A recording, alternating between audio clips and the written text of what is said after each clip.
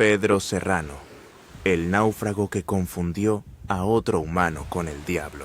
Imagínate esto. Llevas 3 años completamente solo en una isla desierta del Caribe.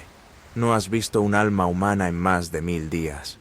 Tu cabello te llega hasta la cintura, tu barba parece un nido de pájaros, y tu piel está tan quemada por el sol que parece cuero viejo. No has pronunciado una palabra coherente en meses, porque, seamos sinceros, ¿para qué hablar si no hay nadie que te escuche? Y entonces, una mañana de 1529, mientras revisas tus trampas de peces, ves algo que te congela la sangre. Una figura camina por la playa, pero no es una figura normal. Es algo peludo, salvaje, que se mueve como un animal, pero tiene forma de hombre. El cabello le cubre casi todo el cuerpo, la barba le llega hasta el pecho, y de su garganta sale un sonido que no sabes si es un grito o un lamento. Pedro Serrano, capitán sevillano y náufrago experimentado, hace lo que cualquiera haría en su situación. Se convence de que el diablo finalmente ha venido a buscarlo. Porque claro, ¿qué otra cosa podría ser esa criatura? Pedro empieza a rezar. Se persigna 1, 2, 10 veces. Grita el Padre Nuestro con una voz que ya casi había olvidado cómo usar. Y la criatura hace exactamente lo mismo. También se persigna. También grita oraciones. Y entonces Pedro se da cuenta de algo alucinante. Esa criatura está tan aterrada de él como él está aterrado de ella, porque resulta que ambos son humanos. 2 náufragos españoles que se habían convertido en bestias peludas y que ahora se miraban mutuamente creyendo ver al demonio en carne y hueso. «Creo en Dios Padre Todopoderoso», grita Pedro con voz quebrada, recitando el credo como si fuera un exorcismo. «Creador del cielo y de la tierra», responde la otra criatura, y en ese momento ambos comprenden que están salvados. No salvados del naufragio, ni siquiera salvados de la isla, sino salvados de algo peor, la soledad absoluta que los estaba convirtiendo en bestias. Se abrazan y lloran como niños, 2 salvajes peludos, abrazándose en una playa del Caribe, llorando porque acaban de redescubrir que son humanos. Pero espera, porque esta historia no empieza aquí. Esta es apenas la mitad. Para entender cómo Pedro Serrano terminó siendo un hombre bestia que confunde a otros humanos con demonios, tenemos que volver atrás. Tenemos que ir a Sevilla, en el año 1526, cuando Pedro era todavía un capitán respetable con toda su barba recortada y su dignidad intacta. Porque lo que le pasó a este hombre es una de las historias de supervivencia más brutales y fascinantes del siglo XVI. Una historia que inspiró a Robinson Crusoe, que llegó a oídos del mismísimo emperador Carlos V y que te va a hacer replantear todo lo que sabes sobre la resistencia humana. ¿Cómo demonios sobrevive alguien 8 años en una isla sin vegetación, sin agua dulce y sin ninguna herramienta? ¿Y cómo te las arreglas para no volverte completamente loco en el proceso? Pero antes de seguir, si te gustan estas historias alucinantes de supervivencia y aventuras que parecen imposibles, dale like y suscríbete al canal. Y cuéntanos en los comentarios desde qué país nos ves y si tú podrías sobrevivir 8 años solo en una isla. Spoiler, probablemente no, pero es divertido pensarlo.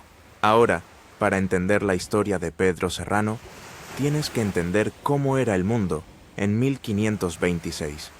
Y la mejor forma de explicártelo es así. Imagínate que toda Europa es como una liga de fútbol, pero en vez de jugar partidos, los países compiten por quién descubre más tierras y trae más oro. España en ese momento es como el equipo que va primero en la tabla. Acaba de ganar la Champions League con Cristóbal Colón y ahora todos sus sus exploradores, quieren su pedacito de la gloria. Es una fiebre. Es como cuando sale un nuevo iPhone y todos quieren tenerlo, pero en vez de un teléfono es un continente entero lleno de oro. Portugal es el clásico rival, ese equipo que siempre te está respirando en la nuca. Francia es el equipo problemático que juega sucio y manda piratas a atacar tus barcos. e Inglaterra es el novato que todavía no sabe bien cómo funciona el juego, pero que en unas décadas va a ser tu peor pesadilla. Sevilla, donde nace nuestra historia, es el estadio principal. Es el lugar desde donde salen todos los barcos hacia América. Imagínate el puerto de Sevilla como el aeropuerto de Dubái hoy en día. Todo el mundo pasa por ahí. Hay gente de todas partes y el dinero fluye como el agua. La casa de contratación, que era la oficina que controlaba todo el comercio con las Indias, era como... Piensa en ella como la aduana más importante del mundo. Nada salía ni entraba de América sin pasar por ahí. Era el filtro, el controlador, el jefe supremo del negocio americano. Y en este mundo lleno de ambición, aventura y peligro, Pedro Serrano era uno más entre cientos. No era noble, no era rico, era un marinero profesional que se había convertido en capitán de pataches, que eran barcos pequeños de carga. Era como ser el conductor de camiones de la época, pero en el mar. Pedro había nacido en Sevilla alrededor de 1510. Creció en los muelles del Guadalquivir, ese río que conectaba Sevilla con el océano. Desde niño vio partir y regresar barcos. Escuchó historias de tierras increíbles, de oro que se recogía del suelo, de ciudades perdidas y salvajes que comían gente. Como cualquier chaval sevillano con un mínimo de ambición, Pedro supo desde pequeño que su futuro estaba en el mar. Porque en Sevilla de esa época, o te metías al negocio marítimo, o te quedabas en tierra siendo panadero o zapatero mientras veías a otros volverse ricos. Así que Pedro aprendió el oficio. Empezó como grumete, el puesto más bajo en un barco, básicamente el que hace las peores tareas. Limpiaba letrinas, cargaba sacos, obedecía órdenes. Pero era listo, y según las crónicas, era grandísimo nadador. Esta última habilidad, por cierto, literalmente le salvaría la vida. Con los años, Pedro subió de rango, marinero, contramaestre, y finalmente capitán de su propio patache. No era el capitán de una carraca gigante ni de un galeón imperial, pero era suficiente. Tenía su barco, una tripulación de unas 20 almas, y hacía la ruta del Caribe, La Habana, Cartagena, puertos menores. Llevaba mercancías, a veces pasajeros, y con suerte evitaba piratas franceses. En 1526, Pedro tenía unos 36 años. Era un veterano del Caribe. Conocía esas aguas como la palma de su mano. Había navegado docenas de veces entre Cuba y tierra firme. Sabía dónde estaban los arrecifes peligrosos, cuándo venían las tormentas, cómo leer las corrientes. Era, en pocas palabras, un profesional, alguien que no cometía errores tontos. ¿Y sabes qué es lo irónico? Que justamente su experiencia, su confianza, lo llevó directo al desastre que cambiaría su vida para siempre. Antes de que Pedro Serrano se convirtiera en esa criatura salvaje que asustaba hasta a otros náufragos, era un hombre bastante común. Bueno, tan normal como podía ser si tu trabajo consistía en navegar aguas infestadas de piratas franceses y arrecifes asesinos. Pedro no era de familia noble. Su padre probablemente era carpintero naval o algo así, alguien que trabajaba en los muelles. Su madre, como la mayoría de las mujeres de esa época, se encargaba de la casa y rezaba mucho, porque criar hijos en el siglo XVI era básicamente un ejercicio de fe constante en que no se murieran de alguna enfermedad estúpida. Crecer en Sevilla en esa época era como crecer en Silicon Valley durante el boom de Internet. Todo el mundo hablaba de las oportunidades en el nuevo mundo. Cada semana llegaban barcos con historias de ciudades de oro, de nativos que te regalaban perlas, de tierras donde podías hacerte rico de la noche a la mañana. Era mentira, claro. Bueno, no toda mentira, pero era como esas publicidades que ves ahora de «hazte rico rápido con criptomonedas». Algunos lo lograban, pero la mayoría moría de disentería o de un flechazo en alguna playa perdida. Pero Pedro no era de los soñadores que iban a buscar el dorado. Era más práctico. Él había decidido que su oro sería el transporte, que otros buscaran tesoros. Él los llevaría de un lado a otro y se quedaría con su comisión. menos glorioso, pero más seguro. Su vida antes del naufragio era rutinaria. Pasaba meses en el mar, regresaba a Sevilla, gastaba su paga en las tabernas del puerto. Probablemente tenía alguna mujer esperándolo, o varias, porque los marineros no eran exactamente famosos por su fidelidad. Luego volvía a embarcar. Las crónicas no nos dicen mucho sobre su personalidad, pero podemos deducir algunas cosas. Era disciplinado, porque llegó a ser capitán. Era respetado, porque conseguía tripulación dispuesta a navegar con él. Y era, como ya mencionamos, un nadador excepcional, lo cual en esa época era bastante raro. La mayoría de los marineros ni siquiera sabían nadar, lo cual suena demencial, pero era la verdad. ¿Por qué no sabían nadar? Porque pensaban que si el barco se hundía, mejor morir rápido ahogado que despacio en el mar. Era una lógica retorcida, pero, de alguna forma, tenía sentido. Pedro había visto muerte en el mar. Había visto tormentas hundir barcos como si fueran juguetes. Había visto compañeros caer por la borda y desaparecer en segundos. Había visto cuerpos hinchados flotando después de batallas con piratas. El mar del Caribe era hermoso, sí, pero era un asesino hermoso. Tenía sus supersticiones, como todos los marineros. No zarpaba en lunes, siempre subía al barco con el pie derecho. Llevaba una medalla de la Virgen del Buen Aire, la patrona de los navegantes sevillanos.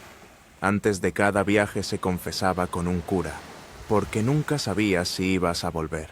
Pero en general, Pedro era un escéptico.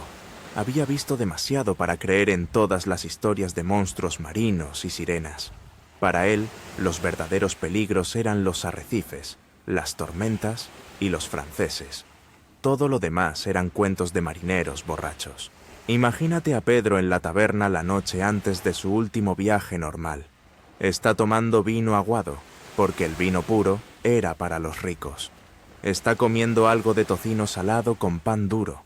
A su alrededor, otros marineros cuentan historias exageradas de sus aventuras. Vi una serpiente marina del tamaño de 3 barcos, dice uno. Yo estuve en una isla donde las mujeres te violaban y luego te mataban, dice otro. Pedro sonríe. Conoce esas historias. Las ha escuchado 1000 veces. Son siempre las mismas, solo cambian los nombres y los lugares. Él no sabe que en unas semanas va a protagonizar una historia que hará que todas esas parezcan aburridas. Una historia que la gente va a contar durante siglos. Una historia que va a inspirar novelas y que va a llegar hasta los oídos del emperador. Al día siguiente, Pedro sube a su patache. Es un barco pequeño, unos 20 metros de eslora, 2 mástiles, tripulación de 20 hombres.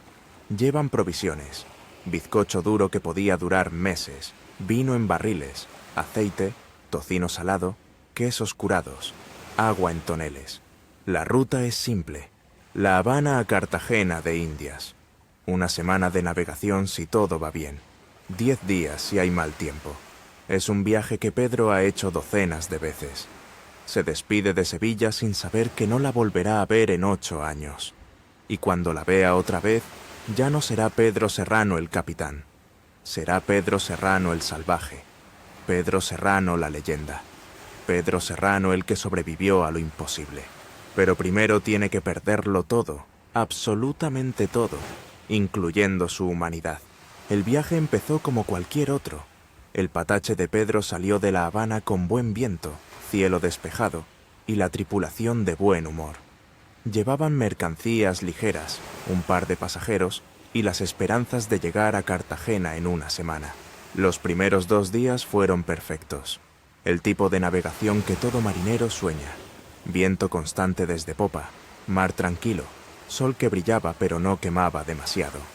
La tripulación cantaba esas canciones obscenas que cantan los marineros cuando están lejos de tierra, y de las esposas que los regañarían por hacerlo. Pedro conocía estas aguas. Sabía que tenía que mantenerse alejado de ciertos bancos de arena. Sabía que había arrecifes peligrosos en ciertas latitudes. Llevaba sus cartas de navegación, que eran básicamente mapas dibujados a mano por otros capitanes, con anotaciones tipo Aquí hay rocas, no te acerques, pendejo. La navegación de esa época era un arte extraño. No tenían GPS, obviamente. Ni siquiera tenían mapas confiables. Tenían una brújula que les decía dónde estaba el norte, más o menos. Tenían un astrolabio, que era un aparato que usaban para medir la altura del sol y calcular la latitud, aunque la mayoría de las veces lo hacían mal. Y sobre todo, tenían experiencia, conocimiento transmitido de marinero a marinero. En esta época del año, la corriente va hacia allá. Si ves ese tipo de nubes, viene tormenta. Si el agua cambia de color, hay arrecife cerca. Pedro se fiaba de su experiencia, y ahí estuvo su error. El tercer día, el viento cambió. Nada dramático al principio, solo una variación en la dirección. Pero Pedro notó algo más. El barómetro, que era básicamente su instinto marinero, después de 20 años en el mar, le decía que algo no estaba bien. El cielo seguía despejado, pero había una calidad extraña en la luz. Las aves marinas volaban erráticamente. El mar, aunque todavía tranquilo, tenía un movimiento diferente, como si estuviera respirando de forma irregular. «Viene temporal», le dijo Pedro a su contramaestre. «No hay ni una nube», respondió el otro. Por eso mismo, ordenó asegurar todo, amarrar los toneles, recoger velas, preparar el barco para lo peor. Algunos marineros murmuraron. Pensaban que el capitán estaba paranoico, pero obedecieron, porque ese era su trabajo. La tormenta llegó esa noche, y llegó como llega el fin del mundo. Primero fue el viento. No un viento normal, sino una pared de aire que golpeó el barco de lado y lo inclinó 45 grados. Varios hombres salieron volando. Uno se golpeó la cabeza contra el mástil y quedó inconsciente. Luego vinieron las olas, pero llamarlas olas es quedarse corto. Eran montañas de agua. Eran edificios líquidos que se alzaban en la oscuridad y caían sobre el barco como el puño de Dios. Los relámpagos iluminaban la escena en flashes estroboscópicos de pesadilla. Por un segundo veías el horror completo, el mar enloquecido, el barco destrozándose, tus compañeros aferrados a lo que podían. Luego, oscuridad total. Luego, otro flash. Pedro había sobrevivido tormentas antes, pero esta era diferente. Esta no era una tormenta normal, era un huracán, aunque en esa época todavía no los llamaban así. Los llamaban temporales del demonio, o simplemente el fin. El barco gemía como un ser vivo agonizando. Las maderas crujían, las velas se desgarraban, las cuerdas se partían con sonidos de látigo. El agua entraba por todos lados. Los hombres bombeaban desesperadamente, pero era como intentar vaciar el océano con un cubo. Pedro gritaba órdenes, pero el viento se las tragaba. Intentaba mantener el barco de cara a las olas, porque si una los golpeaba de lado, se volcaban y morían todos. Era una batalla constante, segundo a segundo, contra una fuerza que no negociaba. La tormenta duró toda la noche. Parecieron semanas. Cuando finalmente empezó a calmarse, al amanecer, Pedro hizo inventario de los daños. 3 hombres habían desaparecido, arrastrados por las olas. El mástil principal estaba roto. Tenían 2 vías de agua. Y lo peor, el piloto, el hombre encargado de la navegación, estaba herido y delirando. Pero al menos habían sobrevivido, o eso pensaban, porque lo que no sabían es que la tormenta los había desviado de su ruta. Los había empujado hacia el sur, hacia una zona que todos los marineros conocían pero evitaban: los bajos. Era una zona de aguas someras, llenas de bancos de arena y arrecifes de coral. Era donde los barcos iban a morir. Los marineros la llamaban el cementerio del Caribe. Y ahí iban, directos hacia ella, sin saberlo. Lo que pasó después hizo que la tormenta pareciera una bendición. El agua había estado oscura toda la mañana, un verde profundo que cualquier marinero experimentado reconocería como señal de aguas profundas, seguras.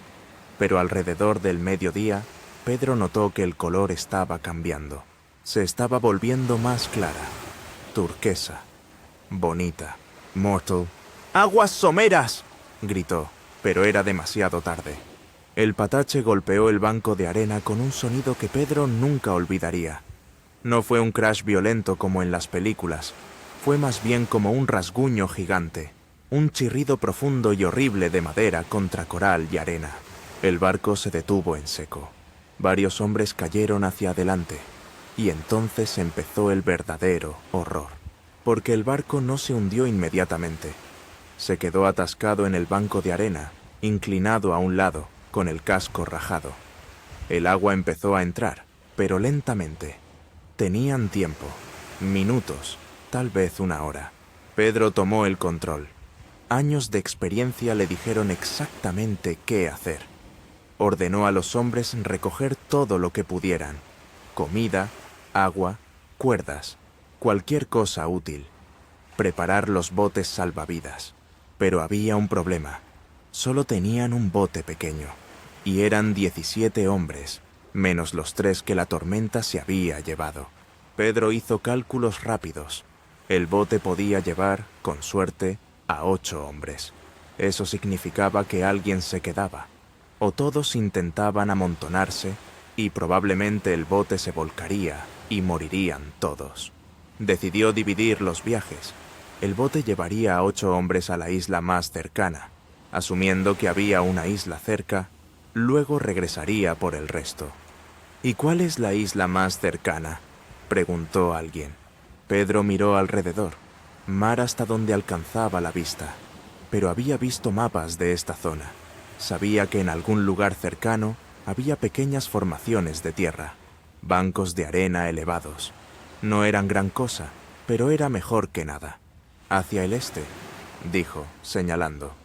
No puede estar lejos. Lo que no les dijo es que no estaba seguro de nada. Podía estar a 1 milla. Podía estar a 20. Podía no haber nada. Echaron el bote al agua. 8 hombres subieron.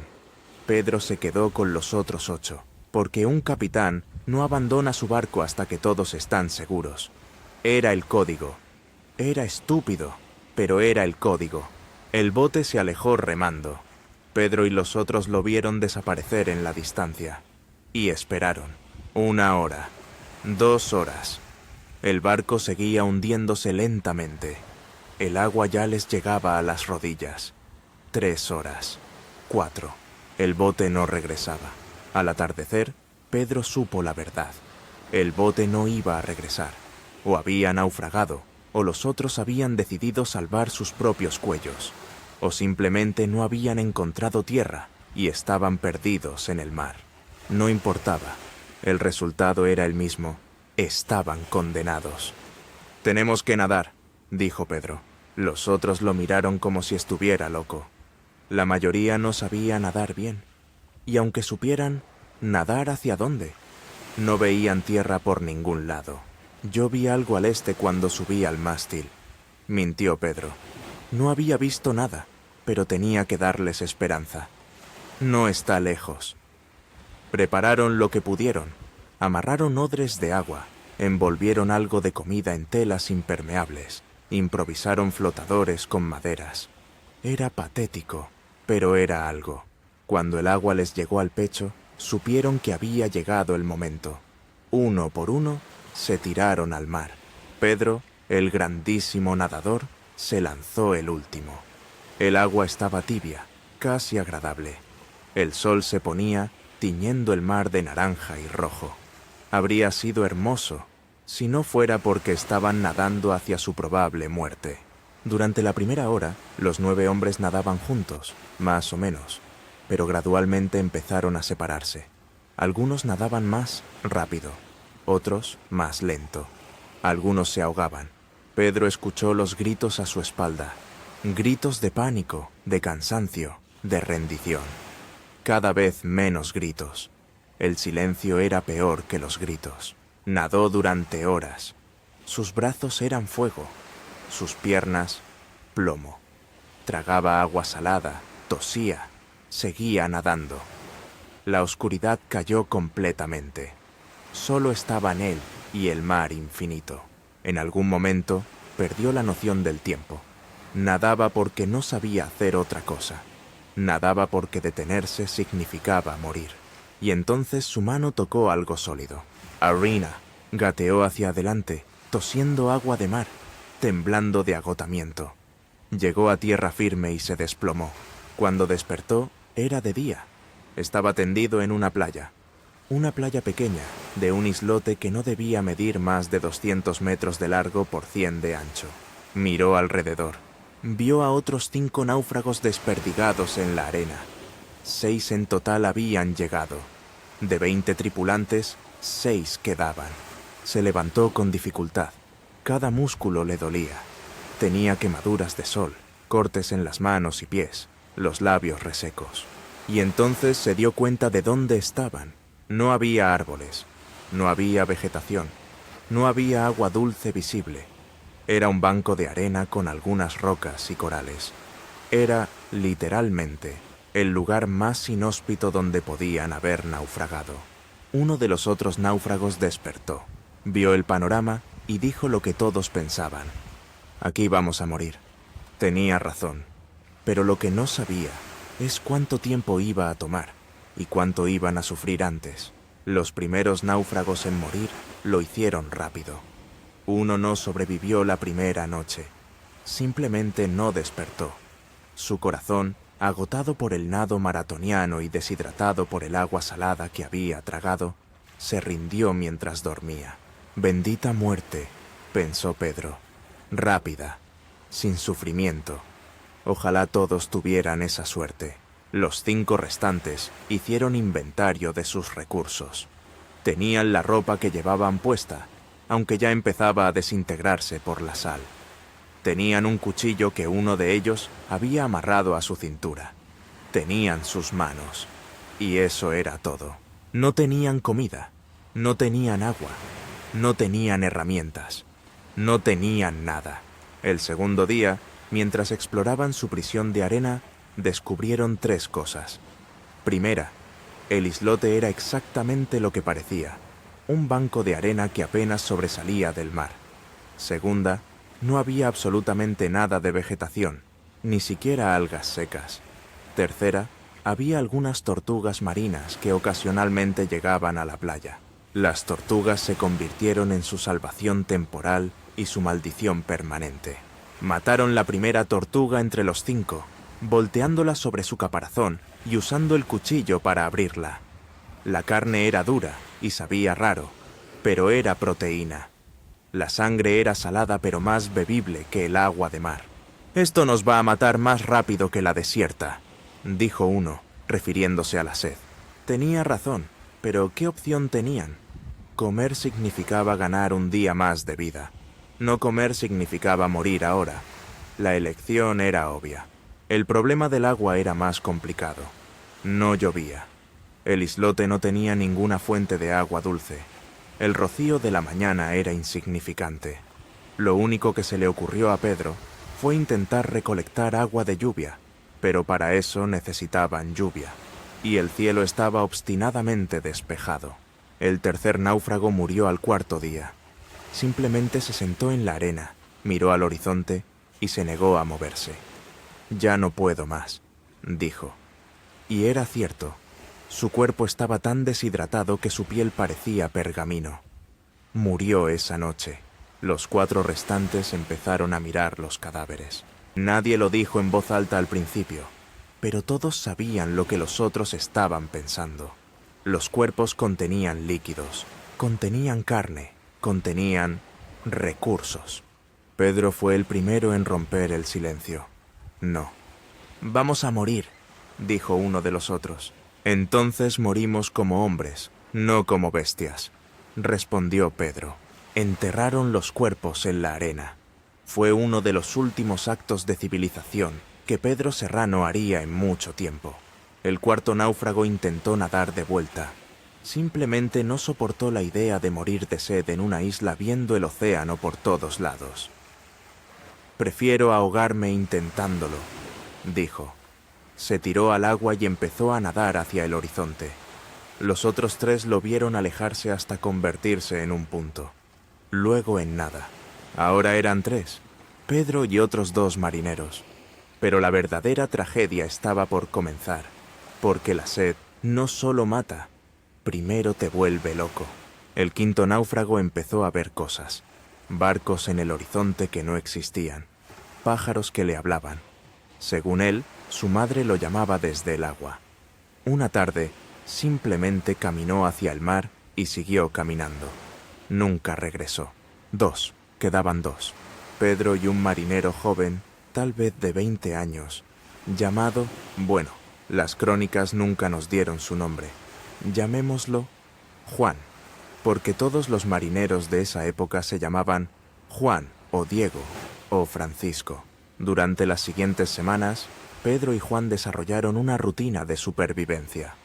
Cazaban tortugas cuando podían, bebían su sangre, comían su carne, intentaban recolectar el mínimo rocío de las mañanas lamiendo las rocas. Era degradante, pero los mantenía vivos. Y entonces, finalmente, llovió. La primera lluvia llegó 3 semanas después del naufragio. Pedro y Juan bailaron como locos bajo el agua. Abrieron la boca y bebieron.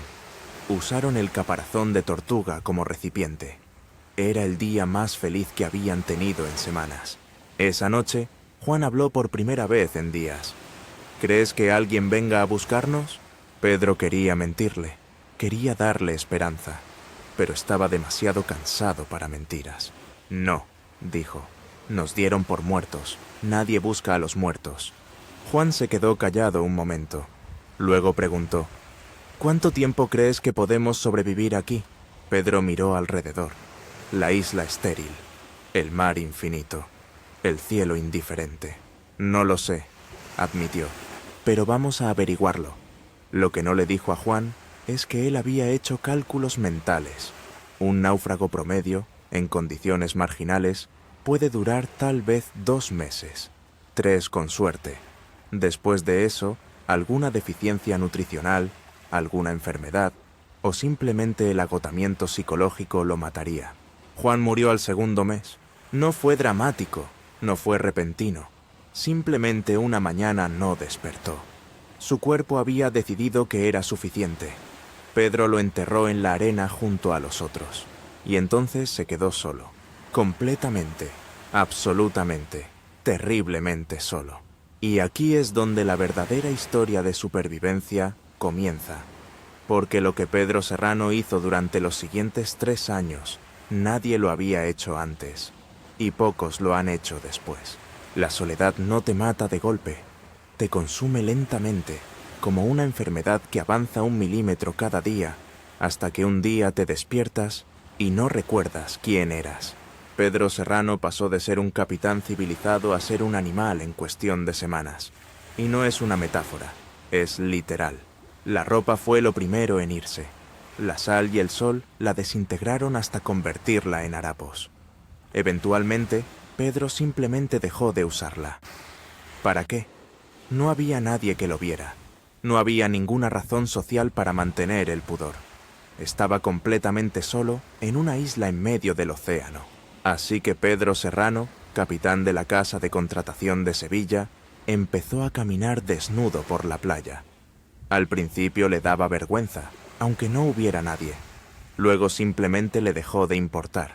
Su piel se volvió cuero, negra, curtida por el sol hasta quedar casi irreconocible.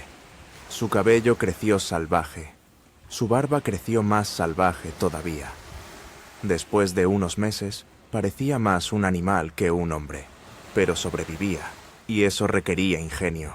El primer gran problema era el fuego. Sin fuego, no podía cocinar la carne de tortuga adecuadamente. Sin fuego, no podía protegerse del frío de la noche. Sí, las noches del Caribe pueden ser frías cuando estás desnudo. Sin fuego, estaba perdido. El problema es que hacer fuego sin herramientas es jodidamente difícil. No es como en los videos de YouTube donde frotas 2 palitos durante 30 segundos y ¡boom!, llamas. Es un proceso que puede tomar horas y requiere práctica, paciencia y los materiales correctos. Pedro no tenía maderas secas porque no había árboles, pero tenía algo mejor: restos del naufragio. Durante las siguientes semanas, cada vez que había marea baja, Pedro exploraba alrededor del islote y encontró madera, pedazos del patache, del bote salvavidas, de otros barcos que habían naufragado ahí antes. Los bajos eran un cementerio de navíos y Pedro estaba viviendo en medio de él. Recolectó maderas, las secó al sol, buscó pedazos de metal del barco, clavos oxidados, cualquier cosa que pudiera frotar contra piedras de pedernal para crear chispas. Su primer fuego lo logró después de 22 intentos, 22 días de intentar y fallar, de crear chispas que se apagaban inmediatamente, de conseguir humo pero no llamas, de frustración tan intensa que gritaba solo para liberar la tensión. Pero finalmente, en el intento 23, una chispa cayó sobre un montón de fibras secas que había preparado. Sopló suavemente, demasiado fuerte y la apagaría. Muy suave y no crecería. El humo aumentó. Una pequeña llama apareció. Y entonces, finalmente, fuego. Pedro lloró. No de alegría, sino de alivio puro. Era la primera victoria genuina que había tenido en 2 meses. Mantuvo ese fuego encendido durante los siguientes 3 años. 24 horas al día, 7 días a la semana. Se convirtió en su obsesión. Construyó una especie de fogata permanente usando rocas de coral. Recolectó suficiente madera para años. Nunca la dejó apagar, porque si se apagaba, tendría que volver a empezar.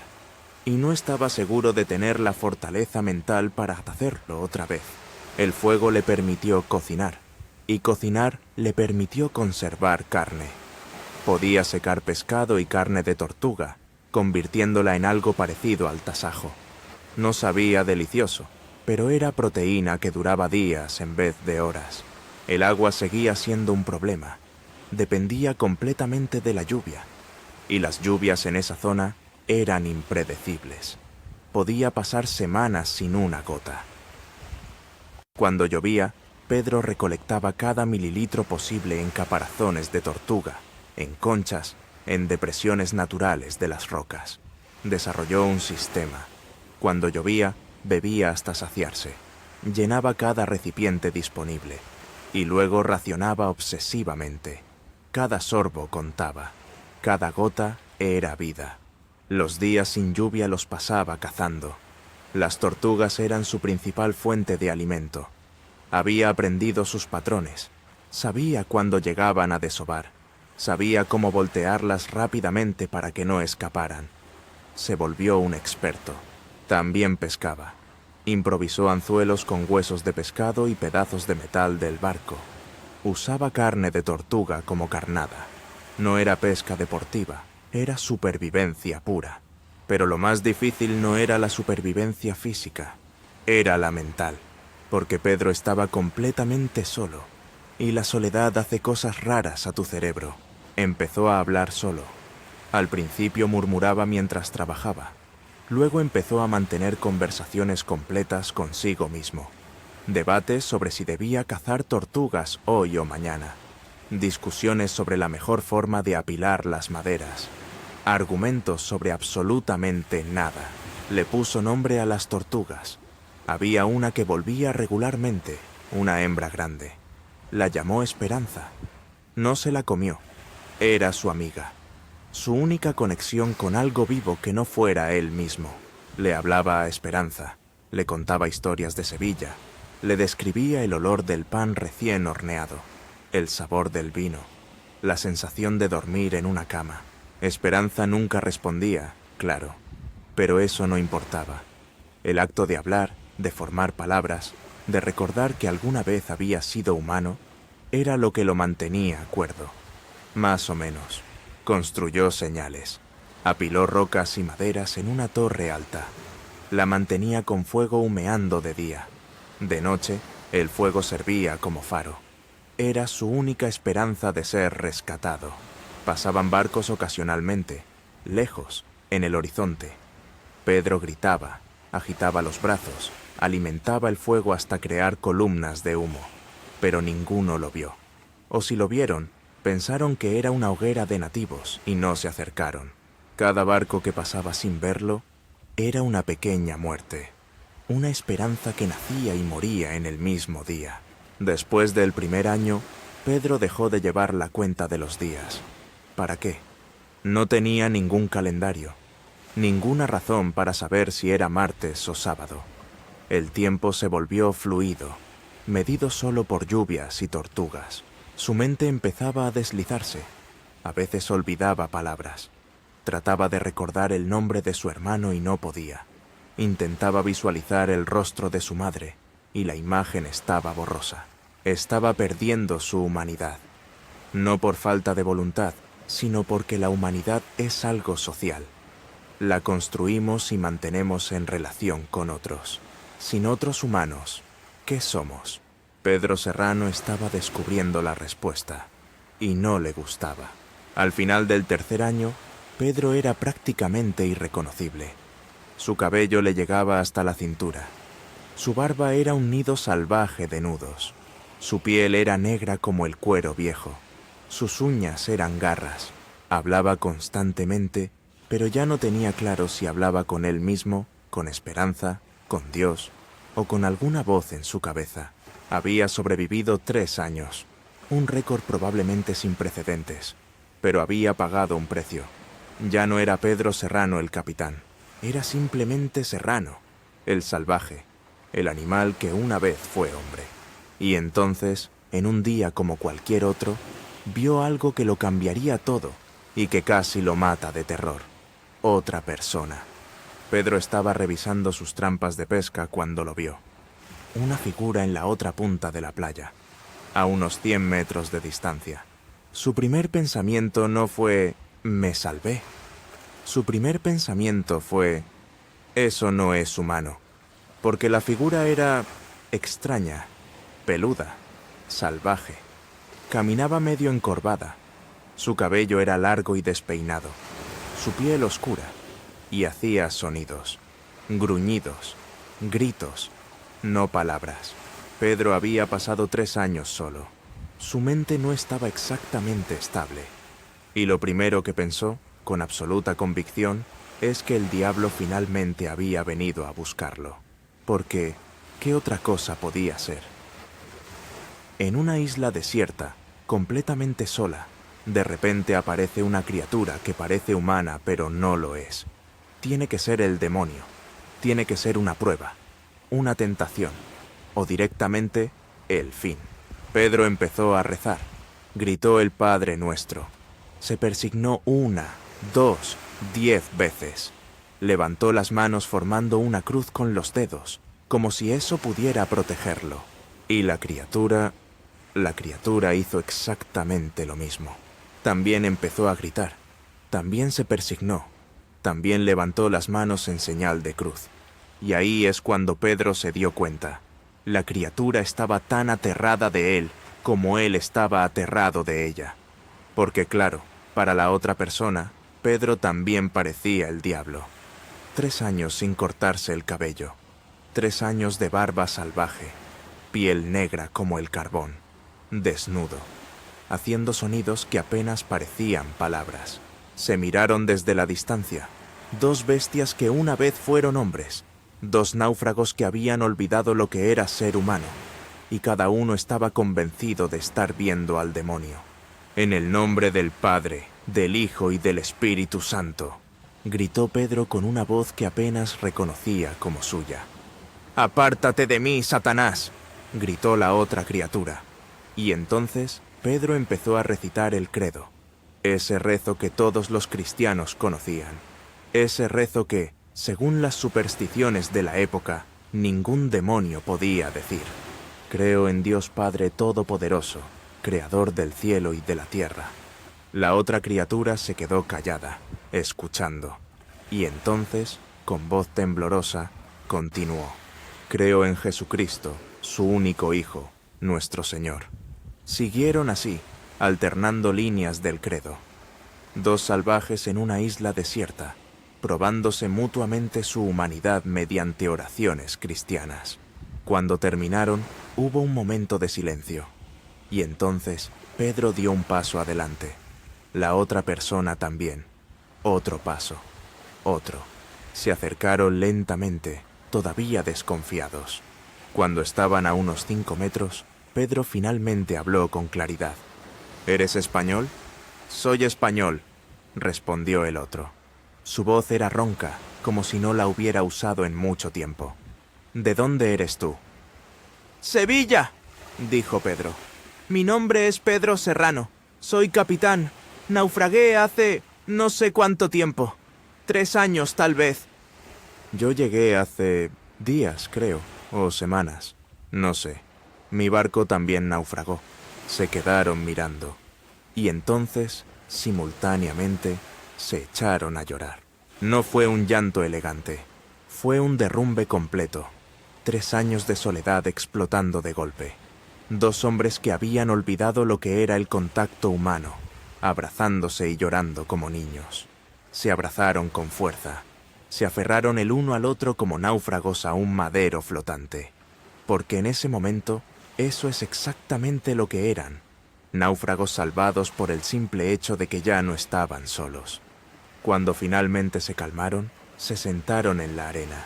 Y por primera vez en años, Pedro tuvo con quién hablar. Alguien que le respondiera. Alguien que fuera más que una tortuga. El nuevo náufrago contó su historia. Su barco había naufragado durante otra tormenta.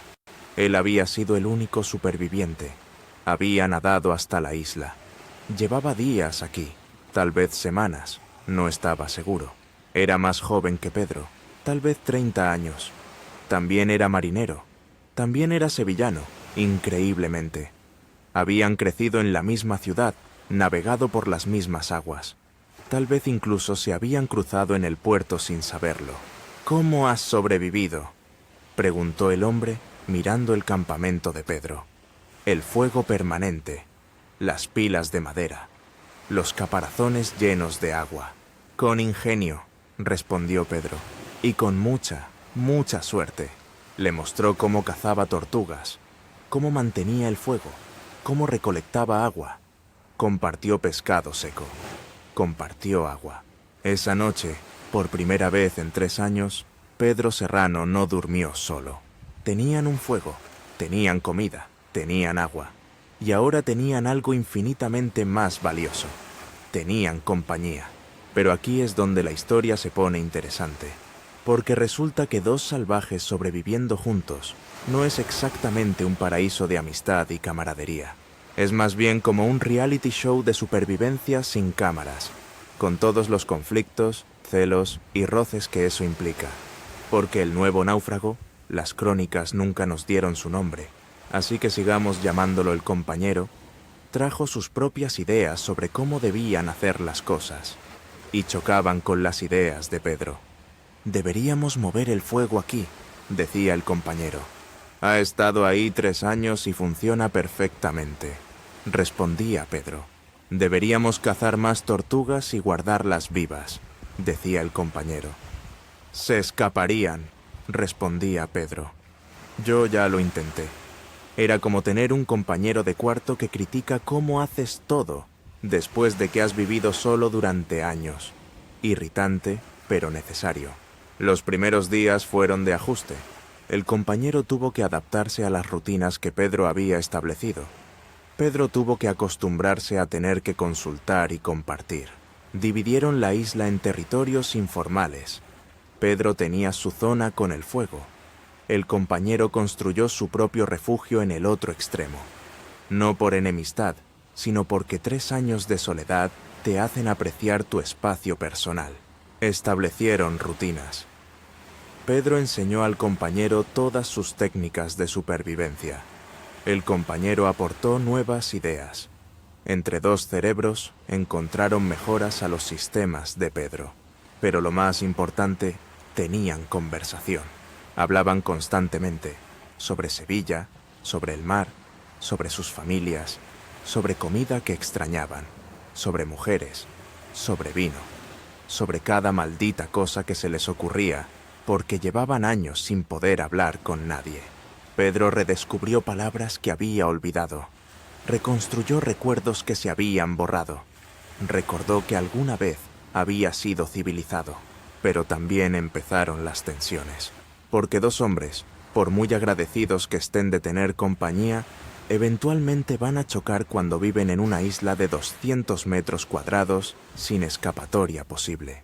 Peleaban por las tortugas más grandes, por el mejor pescado, por quién se acercaba más al fuego, por absolutamente cualquier cosa. Una vez pelearon durante 2 días porque el compañero movió una pila de maderas de Pedro sin pedirle permiso. 2 días sin hablarse, en una isla minúscula, con solo ellos dos.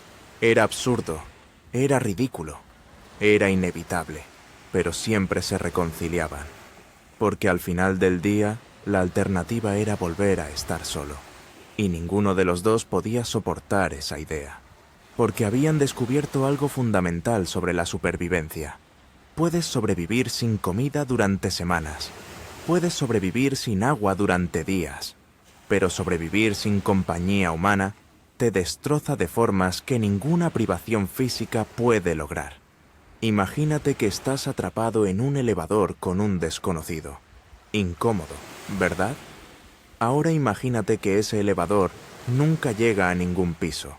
Estás atrapado ahí durante años, sin escapatoria, sin privacidad, sin un solo momento lejos del otro. Eso era básicamente la vida de Pedro y el compañero. Desarrollaron lo que solo puede describirse como un matrimonio forzado. No romántico, obviamente, pero sí una relación de absoluta dependencia mutua, con todos los roces y conflictos que eso implica. Las crónicas, especialmente la de Garcilaso de la Vega, nos cuentan que peleaban constantemente, y no por cosas importantes, por tonterías, por nimiedades que en el mundo civilizado ignorarías, pero que en una isla desierta se vuelven asuntos de vida o muerte psicológica. Peleaban por el sonido que el otro hacía al comer. Pedro masticaba de una forma que irritaba al compañero. El compañero comía demasiado rápido según Pedro. Peleaban por el fuego, por quién lo alimentaba y cuándo, por si las maderas estaban apiladas correctamente, por si el humo iba en la dirección correcta. Peleaban por las tortugas. Si el compañero cazaba una tortuga grande, Pedro se molestaba porque esa era su zona de caza. Si Pedro recolectaba todos los huevos, el compañero se quejaba de que no le había dejado nada. Una vez, según cuenta la crónica, estuvieron a punto de matarse por el reparto de un pescado. Un pescado. 2 hombres adultos, 2 españoles veteranos del mar, discutiendo sobre quién se merecía la parte más grande de un pescado. Suena ridículo, pero no lo es, porque cuando tu mundo entero se reduce a 200 metros cuadrados, cada pequeña injusticia se magnifica, cada conflicto se vuelve existencial. Pero también tenían sus momentos buenos, sus rituales. Todas las noches, antes de dormir, se sentaban junto al fuego y hablaban, compartían memorias. Pedro contaba historias de sus viajes anteriores. El compañero hablaba de su familia en Sevilla. Se contaban chistes viejos, canciones que recordaban. Intentaban mantener su humanidad de cualquier forma posible. Se hacían preguntas tipo trivia. ¿Cómo se llama esa calle en Sevilla? ¿Cuántas iglesias tiene la ciudad? ¿Quién era el obispo cuando nos fuimos? Era su forma de no olvidar, porque el mayor miedo, mayor incluso que morir en la isla, era olvidar quiénes habían sido. Olvidar que alguna vez habían sido personas civilizadas con nombres y familias y vidas.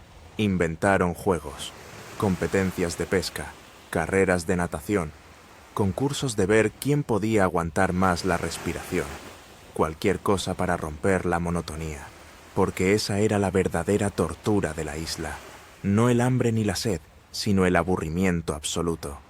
Los mismos días, las mismas tareas, la misma vista, el mismo océano infinito sin nada que cambiara nunca. Intentaron marcar el tiempo. Hacían muescas en un palo de madera por cada día, pero después de unos meses se olvidaban de hacerlo, o discutían sobre si ya habían hecho la muesca ese día. Eventualmente dejaron de intentarlo. El tiempo se volvió líquido, medido solo por lluvias, por estaciones de tortugas, por tormentas ocasionales. Podía ser julio o podía ser enero. No había forma de saberlo, y eventualmente dejó de importar. Sus cuerpos se adaptaron completamente al entorno. Ya no eran blancos como cuando llegaron. Eran negros como el carbón por el sol constante. Sus pies desarrollaron callosidades tan gruesas que podían caminar sobre coral afilado sin cortarse. Su cabello y barbas crecieron sin control. Intentaron cortárselos con conchas afiladas, pero era un trabajo tan tedioso y doloroso que eventualmente se rindieron. Se los trenzaban a veces para que no se enredaran, pero eso era todo. Para cualquier observador externo, habrían parecido dos salvajes, dos hombres bestia que no tenían nada de civilización, pero entre ellos mantenían su humanidad mediante rituales pequeños. Se llamaban por sus nombres, se decían por favor y gracias cuando compartían comida. Rezaban juntos por las noches, especialmente rezaban. Ambos eran católicos, como casi todos los españoles de la época. Y en esa isla, su fe se volvió más importante que nunca. Era su conexión con el mundo civilizado, su recordatorio de que alguna vez habían sido parte de algo más grande. Recitaban el rosario completo cada noche. Celebraban a su manera lo que pensaban que eran las fechas importantes. Navidad, Semana Santa, el Día de Santiago, patrón de España. No tenían forma de saber si las fechas eran correctas, pero no importaba. El acto de celebrar era lo importante. Era decir, todavía somos cristianos, todavía somos españoles, todavía somos humanos. Construyeron lo que llamaban una capilla. Era solo un montón de rocas apiladas con una cruz hecha de madera del naufragio en la cima. Pero para ellos era sagrado. Era su catedral, su conexión con Dios. A veces se confesaban entre ellos. No porque alguno fuera sacerdote, sino porque necesitaban el ritual. Necesitaban decir en voz alta sus pecados y sentir el alivio de la absolución, incluso si era solo simbólica. «Perdóname, hermano, porque he pecado», decía Pedro. «¿Qué has hecho?», preguntaba el compañero, siguiendo el ritual. «Ayer te robé un trozo de pescado mientras dormías». «Te perdono. Haz 3 Padre Nuestros de penitencia». Era patético y hermoso al mismo tiempo. 2 hombres manteniendo los rituales de la civilización en el lugar más remoto del mundo. Pero no todo era solidaridad. También había celos, resentimientos, pequeñas crueldades. Si uno encontraba un trozo de madera particularmente bueno, el otro se molestaba. Si uno cazaba una tortuga especialmente grande, el otro sentía envidia. Era inevitable. La convivencia forzada saca lo peor de las personas, incluso de las mejores personas. Y Pedro y el compañero no eran santos. Eran hombres normales bajo presión extraordinaria. Pero siempre, siempre recordaban una cosa. Estaban mejor juntos que solos, porque habían probado la soledad. Sabían lo que significaba, y ninguno quería volver a eso. Así que peleaban, sí, se insultaban, se ignoraban por días, pero nunca se separaban, porque separarse significaba volver al infierno silencioso de la completa soledad. Pasaron así 4 años, 1460 días, más o menos, 1460 oportunidades de matarse mutuamente y no hacerlo. Y entonces, una mañana, vieron algo en el horizonte que no habían visto en años. Velas, un barco que, por primera vez en casi una década, se estaba acercando a la isla. Y ninguno de los dos estaba preparado para lo que venía después. Pedro vio las velas primero. Estaba haciendo su ronda matutina de revisión de trampas cuando vio el punto blanco en el horizonte. Por un segundo pensó que era una alucinación. Había visto tantas en los últimos años. Barcos imaginarios, rescates que no existían. Pero el compañero también lo vio y gritó: «¡Barco! ¡Pedro! ¡Es un barco! Está viniendo hacia acá». Se miraron. No podían creer lo que estaban viendo. Después de 4 años juntos y 3 años solo para Pedro, finalmente había un barco acercándose. Corrieron al fuego, lo alimentaron con toda la madera que tenían. Crearon una columna de humo masiva, gritaron, agitaron brazos, hicieron todo lo posible para llamar la atención. Y funcionó. El barco cambió de rumbo. Se estaba acercando. ¡Nos vieron!, gritó el compañero. ¡Pedro, nos vieron! Se abrazaron, lloraron, bailaron como locos en la playa. Pero entonces Pedro se dio cuenta de algo. Miró al compañero, miró sus propios brazos, su reflejo en el agua. Eran monstruos.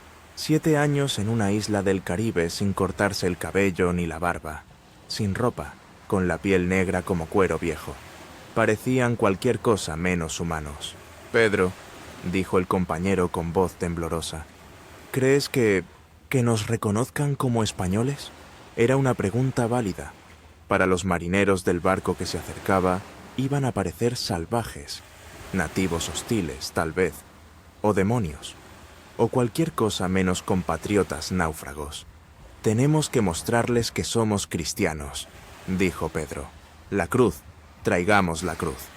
Corrieron a su capilla improvisada y tomaron la cruz de madera. La plantaron en la playa, bien visible. Luego se arrodillaron frente a ella y empezaron a rezar en voz alta. El barco se acercaba lentamente. Era un navío mercante español, de mayor tamaño que el patache de Pedro. Cuando estuvo a distancia de gritar, bajaron un bote con 4 marineros armados. Los marineros remaban con cautela. Se veían nerviosos. Y con razón, porque lo que veían en la playa parecía sacado de una pesadilla.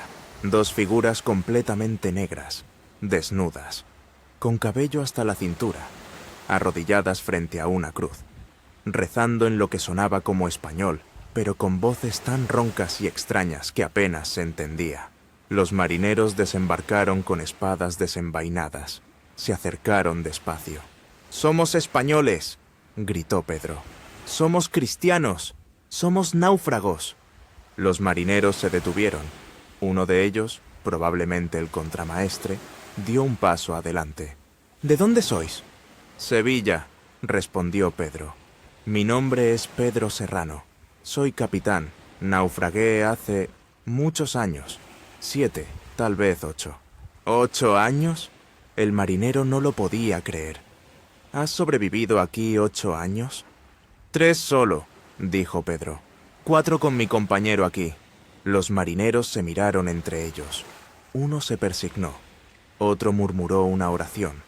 Lo que tenían frente a ellos parecía imposible.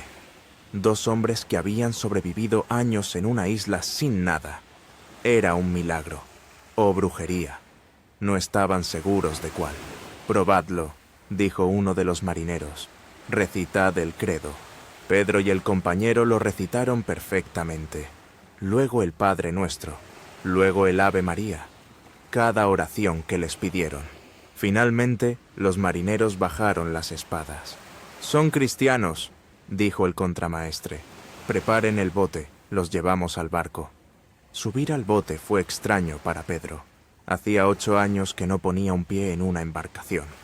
Todo parecía ajeno y familiar al mismo tiempo. El olor de la madera tratada con brea, el crujido de las cuerdas, el balanceo del bote. El compañero temblaba, no de frío, sino de emoción y terror mezclados. Cuando llegaron al barco principal y empezaron a trepar por la escalerilla de cuerda, Pedro sintió que sus manos, acostumbradas a trepar rocas y coral, se movían con torpeza.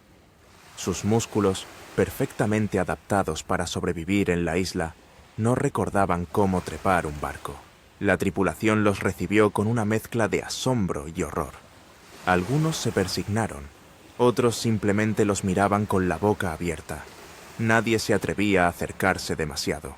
«Dadme agua», dijo Pedro. «Agua dulce, por favor». Le trajeron un jarro. Pedro lo bebió con desesperación. Era agua limpia, fresca, deliciosa. Nada que ver con el agua de lluvia turbia que había estado bebiendo por años. Lloró mientras bebía. El capitán del barco se acercó. Era un hombre mayor, veterano del mar, pero incluso él parecía impactado. ¿Pedro Serrano?, preguntó. ¿El capitán del Patache que naufragó en 1526? El mismo, respondió Pedro. Te dieron por muerto hace años, dijo el capitán. Todos los que estaban en ese barco, muertos y olvidados. No todos, dijo Pedro, señalando al compañero. Él tampoco murió. El compañero estaba siendo atendido por otros marineros. Le daban agua, le ofrecían pan, pero él parecía abrumado, al borde del colapso. Necesitáis ropa, dijo el capitán, y un barbero, y un confesor, y un médico. Santos cielos, necesitáis todo. Les dieron ropas españolas normales, camisas, calzas, jubones. Pero después de 8 años desnudos, la tela se sentía extraña en la piel de Pedro. Áspera, constrictiva, incómoda. Se la puso de todos modos, porque necesitaba empezar a ser humano otra vez. El barbero del barco se ofreció a cortarles el cabello y la barba, pero Pedro se negó. No, dijo, así llegaré a España. Que vean lo que sobrevivimos, que vean el precio. El compañero estuvo de acuerdo. Mantendrían sus apariencias salvajes como testimonio de su odisea. El barco empezó su viaje de regreso a España. La isla se alejaba en el horizonte. Pedro la miraba desaparecer con sentimientos encontrados. Había odiado ese lugar. Le había quitado todo, pero también lo había mantenido vivo. Era su prisión y su salvación. Durante los primeros días en el barco, Pedro y el compañero apenas podían funcionar. La presencia de otras personas, el ruido constante, las voces, los olores de un barco lleno de gente, todo era abrumador después de años de silencio y soledad. Comieron comida normal por primera vez en años. Bizcocho, tocino salado, queso. Sabía a gloria. Pero sus estómagos, acostumbrados a pescado y tortuga, se rebelaron. Pasaron los primeros días vomitando cada vez que comían. Dormían mal. El barco se movía demasiado. Había demasiado ruido. Extrañaban increíblemente la quietud de la isla. ¿Estás bien?, le preguntó Pedro al compañero una noche. No sé, respondió el otro. Pasé años soñando con este momento, y ahora que estoy aquí, tengo miedo. ¿Miedo de qué? De que nadie nos crea, de que piensen que estamos locos, de que nos traten como monstruos. Pedro entendía, porque él sentía lo mismo. El viaje a España duraba semanas, y durante esas semanas, el compañero empezó a deteriorarse. No físicamente, sino mentalmente. La transición de la isla a la civilización era demasiado rápida, demasiado brutal. Su mente, que había pasado años adaptándose a la soledad extrema, no podía readaptarse a la sociedad. Se volvía paranoico. Pensaba que los otros marineros conspiraban contra él, que querían robarlo, que nadie creía su historia. Pedro intentaba calmarlo, pero también estaba luchando con sus propios demonios. Una noche, 2 semanas antes de llegar a España, el compañero simplemente se rindió. No puedo más, Pedro, dijo. No puedo. Aguanta, le dijo Pedro. Estamos casi. Pero el compañero sacudió la cabeza. Su cuerpo, que había resistido años de privaciones, finalmente había llegado a su límite. O tal vez era su mente, o su espíritu. Era imposible saber. Murió esa noche, en su hamaca, rodeado de marineros que no lo conocían. Pedro lo encontró por la mañana, frío, quieto, en paz. Finalmente. Lloró como no había llorado nunca, porque habían sobrevivido juntos lo imposible. Habían mantenido el uno al otro cuerdo, se habían salvado mutuamente 1000 veces. Y ahora, cuando finalmente estaban a salvo, cuando el rescate era completo, su compañero había muerto. Lo envolvieron en un sudario, lo lanzaron al mar con una oración. Pedro lo vio hundirse en las aguas azules del Atlántico, otro náufrago devorado por el mar, pero al menos había vivido, había luchado, había resistido, y ahora Pedro Serrano estaba solo otra vez, pero esta vez rumbo a España. rumbo a la fama, rumbo a un emperador que quería conocer al hombre que había sobrevivido lo imposible. Cuando el barco finalmente llegó a España, en 1534, Pedro Serrano pisó tierra europea por primera vez en 8 años. Pero no era la misma persona que había salido de Sevilla. La noticia de su supervivencia se había adelantado. Los mensajeros habían llegado antes, y cuando desembarcó, había una multitud esperándolo. No venían a recibirlo como a un héroe, venían a verlo como a una atracción de circo, porque Pedro Serrano, con su cabello hasta la cintura, su barba salvaje, su piel negra como el carbón, su forma de caminar medio encorvada después de años sin zapatos, parecía más un monstruo de leyenda que un capitán español. La gente lo señalaba. Los niños se escondían detrás de sus madres. Algunos se persignaban, pensando que era algún tipo de demonio. Pedro caminaba por las calles de Sevilla, sintiéndose más fuera de lugar que en la isla. Al menos en la isla sabía cuál era su rol: sobrevivir. Aquí no sabía qué se suponía que debía hacer. Intentó ir a su antigua casa. La encontró ocupada por otras personas. Su familia, asumiendo que había muerto, había vendido todo. No quedaba nada de su vida anterior. Fue a las tabernas donde solía beber. Nadie lo reconoció.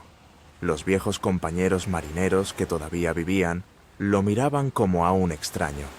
Cuando decía su nombre, algunos reían. Pensaban que era una broma de mal gusto. Pedro Serrano murió hace años, le dijo uno. Yo soy Pedro Serrano, insistía él, pero nadie le creía. O peor, le creían pero no les importaba. Era una curiosidad, una historia interesante para contar en las tabernas, pero nada más.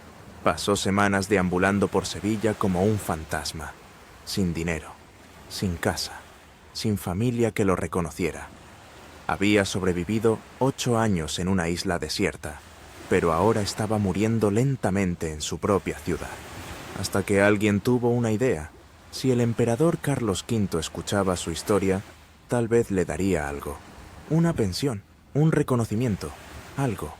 Así que Pedro Serrano decidió hacer algo que ningún marinero de baja cuna se atrevería normalmente: ir a buscar al emperador.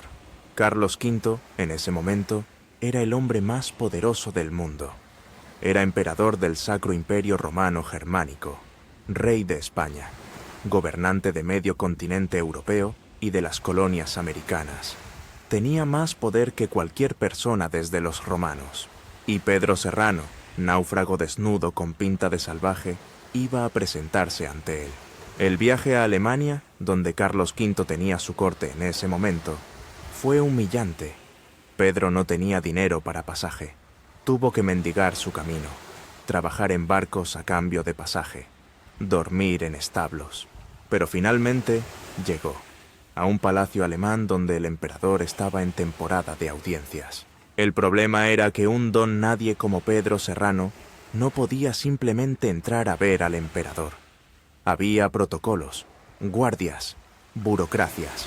Pero Pedro tenía algo que pocos tenían: una historia imposible de ignorar. Se plantó en las puertas del palacio y empezó a contar su historia a cualquiera que escuchara. A los guardias, a los cortesanos, a los curiosos. Y la historia se esparció, como un virus, como un meme antes de que existieran los memes. Hay un salvaje en las puertas diciendo que sobrevivió 8 años en una isla. ¿8 años? Imposible. Ven a verlo. Todavía tiene el cabello sin cortar, la barba hasta el pecho. Parece un animal. La curiosidad es una fuerza poderosa. Y en una corte llena de nobles aburridos, la historia de Pedro Serrano era el mejor entretenimiento disponible. Empezaron a bajar a verlo. Nobles, obispos, consejeros del emperador. Todos querían ver al salvaje que decía haber sobrevivido lo imposible. Pedro les contaba su historia, una y otra vez. El naufragio, la soledad, el compañero, las tortugas, el fuego que mantuvo encendido durante años, el rescate. Algunos le creían, otros pensaban que estaba loco, pero todos quedaban fascinados. Y entonces, finalmente, La noticia llegó al emperador mismo. Carlos V mandó llamar a Pedro Serrano. Imagínate la escena, el salón del trono, dorado, majestuoso, lleno de nobles con ropas lujosas, guardias con armaduras brillantes, el aire perfumado con incienso, y en medio de toda esa opulencia entra Pedro Serrano, todavía con su cabello salvaje, todavía con su barba sin cortar, vestido con ropas prestadas que le quedan mal, caminando con la torpeza de alguien que pasó años sin zapatos. El emperador, un hombre de 34 años en el pico de su poder, lo miró con curiosidad genuina. «Así que tú eres el náufrago», dijo Carlos V. «Sí, su majestad», respondió Pedro, haciendo una reverencia torpe. Había olvidado cómo comportarse en presencia de realeza. «Cuéntame tu historia, y no me mientas, porque he escuchado muchas historias increíbles en mi vida». Pedro contó su historia, sin adornos, sin exageraciones, solo los hechos crudos y brutales de su supervivencia. El emperador escuchó en silencio. Al final preguntó: «¿Y cómo pruebas que es verdad?». Pedro se quitó la camisa. Mostró su piel, todavía negra y curtida como cuero viejo, a pesar de los meses en Europa. Mostró las cicatrices, las manos callosas, los pies deformados. «Este es mi cuerpo, su majestad», dijo. «Es la evidencia». Carlos V se levantó de su trono. Se acercó a Pedro. Lo examinó como quien examina una obra de arte o un animal exótico.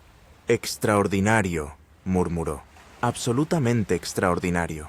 Ordenó a sus consejeros que verificaran la historia, que buscaran registros del naufragio de 1526, que preguntaran a los marineros del barco que rescató a Pedro. Todo coincidía, la historia era verdadera. Carlos V tomó una decisión inusual. Otorgó a Pedro Serrano una pensión de 4.000 pesos anuales, una fortuna, suficiente para vivir confortablemente el resto de su vida. Pero había una condición. Pedro debía mantener su apariencia salvaje. No podía cortarse el cabello ni la barba, porque el emperador, con su instinto político agudo, había visto el valor de propaganda de Pedro Serrano.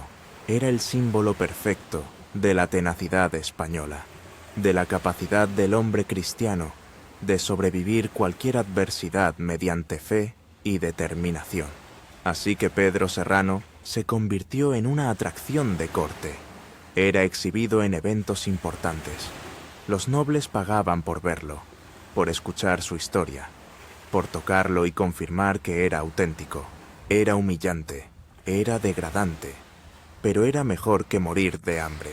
Durante meses, Pedro fue parte del circo imperial, el salvaje domesticado, el náufrago que venció al océano, el símbolo viviente de la grandeza española. Pero Pedro estaba cansado, cansado de ser una atracción, cansado de contar la misma historia, cansado de ser mirado como un animal en un zoológico. Finalmente, le pidió permiso al emperador para retirarse, para ir a cobrar su pensión y vivir tranquilo en algún lugar lejos de las cortes y los nobles curiosos.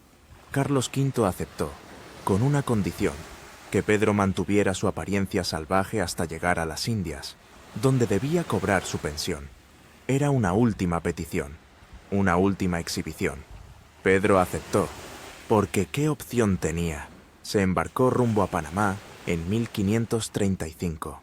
Después de todo lo que había sobrevivido, después de 8 años en una isla desierta, después de enfrentar al emperador más poderoso del mundo, iba finalmente a descansar, o eso pensaba, porque el mar todavía tenía una última broma cruel para Pedro Serrano. Pedro Serrano abordó el barco a Panamá con sentimientos encontrados. Por un lado, estaba exhausto. Quería llegar, cobrar su pensión, comprarse una casa pequeña y pasar el resto de sus días en paz, lejos del océano que tanto le había quitado. Por otro lado, estaba nervioso, porque volver al mar, después de todo lo que había sufrido, era como pedirle a alguien traumatizado por un accidente de coche que vuelva a manejar. Cada ola grande le recordaba la tormenta. Cada crujido del barco le recordaba el naufragio. Cada noche a bordo, soñaba que volvía a la isla, El viaje desde España a Panamá duraba semanas. Cruzar el Atlántico, llegar al Caribe, navegar hasta tierra firme. Era una ruta que Pedro había hecho docenas de veces en su vida anterior, pero ahora, después de todo, se sentía como un extraño en su propio elemento. La tripulación lo trataba con una mezcla de respeto y curiosidad. Todos conocían su historia. Era famoso. Pedro Serrano, el náufrago que sobrevivió 8 años. Era como viajar con una celebridad. Algunos marineros le pedían consejos de supervivencia. ¿Cómo cazabas? ¿Cómo hacías fuego? ¿Cómo soportabas la soledad? Pedro respondía pacientemente, pero cada pregunta era como abrir una herida vieja. No quería recordar, quería olvidar, pero la gente no lo dejaba. El viaje fue tranquilo, demasiado tranquilo, casi, como si el mar se sintiera culpable de todo lo que le había hecho a Pedro, y ahora intentara compensarlo con buen clima y vientos favorables. Pasaron semanas. El barco avanzaba bien. Pedro empezaba a relajarse. Tal vez, pensaba, finalmente tendría su final feliz, su retiro dorado, su paz. Y entonces se enfermó. No fue nada dramático. No fue el escorbuto, ni la fiebre amarilla, ni ninguna de las enfermedades terribles que mataban marineros por docenas. Fue simplemente el agotamiento. Su cuerpo, que había resistido 8 años de privaciones extremas, que había sobrevivido lo imposible, finalmente había llegado a su límite. Era como un motor que había funcionado en sobrecarga por demasiado tiempo, y ahora simplemente se apagaba. Empezó con cansancio, luego fiebre, luego debilidad que lo dejaba postrado en su litera. El médico del barco lo examinó, sacudió la cabeza. «No hay nada que pueda hacer», dijo. Su cuerpo simplemente se está rindiendo. Pedro sabía que era el fin. Lo sentía. Después de todo lo que había sobrevivido, iba a morir en un barco, en una hamaca, rodeado de extraños. La ironía no se le escapaba. Había sobrevivido años solo en una isla desierta. Había vencido al hambre, a la sed, a la soledad, al sol abrasador. Y ahora iba a morir cómodo en un barco, camino a cobrar una fortuna por simple agotamiento. «Es una broma del destino», murmuró. Los últimos días de Pedro Serrano fueron tranquilos. No hubo drama, no hubo discursos. Simplemente se fue apagando gradualmente, como una vela consumiéndose. Los marineros se turnaban para sentarse con él. Le leían oraciones, le contaban historias, le mantenían compañía, porque todos sentían que después de 8 años de soledad extrema, lo mínimo que merecía era no morir solo. Una noche, Pedro pidió que lo llevaran a cubierta. Quería ver el océano una última vez. Lo subieron en una silla, lo sentaron mirando al mar bajo las estrellas. «¿Sabes?», dijo Pedro a un joven marinero que lo acompañaba. «Pasé 8 años odiando este océano, maldiciendo cada ola, cada día que me mantuvo atrapado». «Lo entiendo, capitán», dijo el marinero, «pero ahora que estoy aquí, al final, lo entiendo. El mar no es cruel, no es bondadoso, simplemente es. Y yo sobreviví porque me negué a rendirme, no porque fuera especial, no porque Dios me amara más, sino porque cada día tomé la decisión de seguir viviendo un día más». El marinero no supo qué decir. «Esa es la verdadera lección», continuó Pedro. «No importa qué tan desesperada parezca tu situación, siempre puedes sobrevivir un día más, y luego otro, y otro, hasta que eventualmente, tal vez, las cosas mejoren». Pedro Serrano murió esa noche, 1535, en algún lugar entre España y Panamá.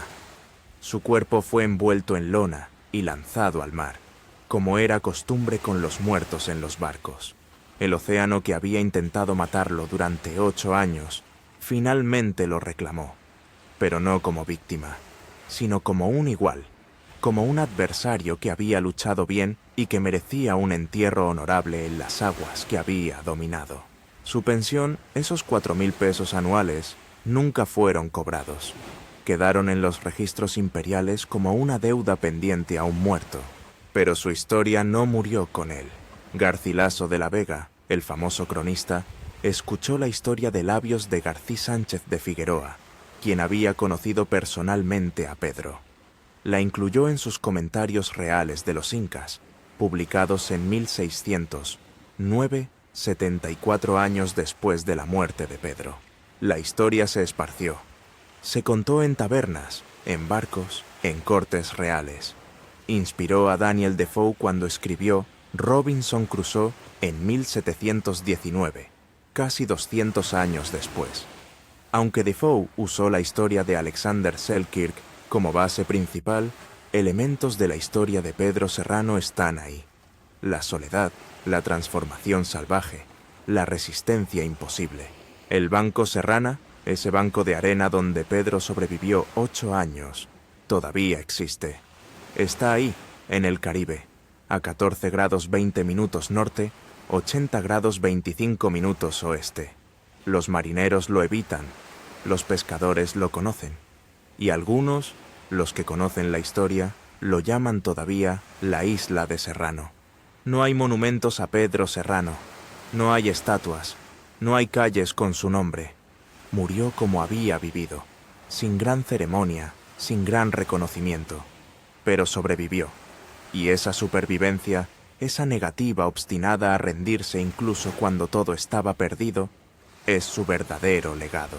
Porque al final, Pedro Serrano nos enseñó algo fundamental sobre la condición humana, que somos increíblemente frágiles y absolutamente inquebrantables al mismo tiempo, que podemos perder todo, absolutamente todo, nuestra civilización, nuestra humanidad, nuestra cordura incluso, y aún así, de alguna forma, encontrar la fuerza para seguir adelante, que la verdadera supervivencia no es solo mantener el cuerpo vivo, sino mantener encendida esa chispa de voluntad que dice, un día más, solo un día más. Pedro Serrano sobrevivió 8 años en condiciones que matarían a la mayoría en semanas. No porque fuera sobrehumano, sino porque era profundamente humano. Porque tenía esa terquedad, esa obstinación, esa negativa a aceptar el fin que define a nuestra especie. Y esa historia, esa lección, vale más que cualquier monumento. Entonces, ¿qué opinas? ¿Podrías tú sobrevivir 8 años en una isla desierta? ¿Te imaginas lo que es estar completamente solo durante 3 años? ¿O convivir con un solo compañero durante 4 años sin escapatoria? La historia de Pedro Serrano nos recuerda que los humanos somos mucho más resistentes de lo que creemos, que podemos adaptarnos a casi cualquier cosa, que la voluntad de vivir es más fuerte que casi cualquier adversidad. Pero también nos recuerda el precio de esa supervivencia. Pedro Serrano sobrevivió, sí, pero perdió todo en el proceso. Su vida anterior, su familia, su humanidad, temporalmente. Y al final, incluso su oportunidad de disfrutar el premio por su resistencia. ¿Valió la pena? Esa es una pregunta que solo Pedro podría responder. Pero sospecho que, dada la oportunidad, lo volvería a hacer, porque algunas personas simplemente no saben rendirse. Si te gustó esta historia increíble de supervivencia y resistencia humana, dale like y suscríbete para más historias que no sabías de exploradores, aventureros y supervivientes que desafiaron lo imposible. Y cuéntanos en los comentarios, ¿qué explorador o aventurero quieres que contemos después? ¿Prefieres más historias de náufragos? O tal vez exploradores que se enfrentaron a la selva, al desierto o a las montañas, porque la historia está llena de gente como Pedro Serrano, gente que enfrentó lo imposible y de alguna forma, contra todas las probabilidades, sobrevivió para contarlo, y sus historias merecen ser contadas.